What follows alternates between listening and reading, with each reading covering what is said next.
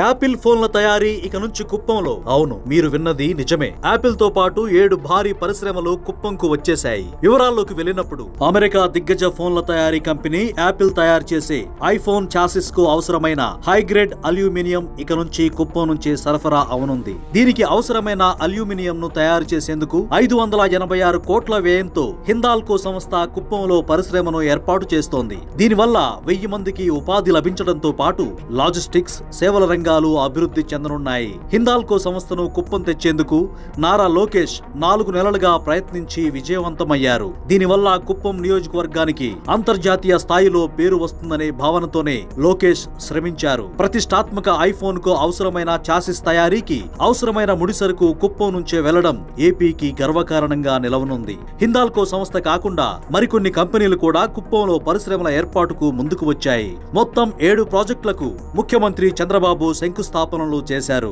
586 కోట్లతో ఆదిత్య బిర్లా, 225 కోట్లతో yes international, 260 కోట్లతో మదర్ డైరీ, 233 కోట్లతో శ్రీజ డైరీ, 200 కోట్లతో ఈ రాయిస్, 72 కోట్లతో ఎస్వీఎస్ సోయా పరిశ్రమలు ఏర్పాటు కానున్నాయి. ఈ సంస్థలన్నింటికీ కలిపి ప్రభుత్వం 241 ఎకరాలను కేటాయించింది.